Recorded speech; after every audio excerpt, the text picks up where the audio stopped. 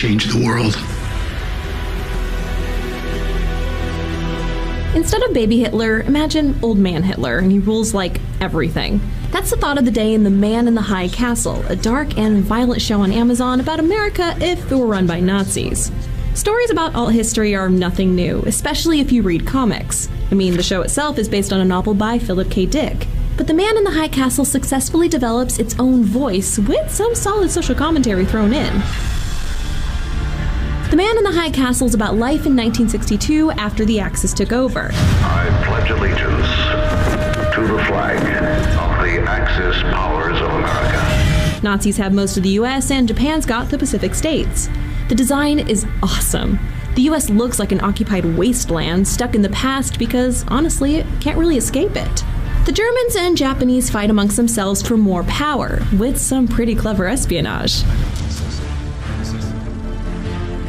Meanwhile, some film reels are going around that everyone wants to get their hands on, and they're enough to keep the little anti-fascism rebellion going.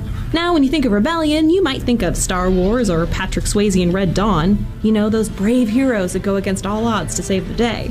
But most of the show is people just trying to live their lives in this alternative Axis power universe. They only rebel when bad stuff starts happening to them. And trust me, lots of bad stuff happens to them. It's actually a pretty strong metaphor for how we are today. Lots of us sit back and let injustice happen so long as it doesn't affect our everyday lives. And yes, there are plenty of Nazis here, and torture, and death, and sadness. But the show does a decent job of making the bad guys sympathetic too. Especially Nazi officer John Smith, who starts out pretty cartoonish, but gets some depth later on. You were right, Joe.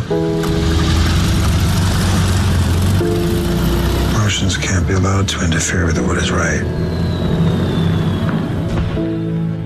I could have lived without the Marshal. Luckily, he's gone by episode 5 and things get a lot better afterward.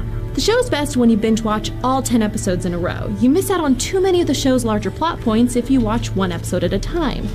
But you're gonna want some tissues handy, it gets really depressing. The Man in the High Castle is much more than Old Man Hitler. It looks at how bad our world could be, while also giving us some social commentary on how things are right now. It's a powerful new series that'll give you plenty to think about.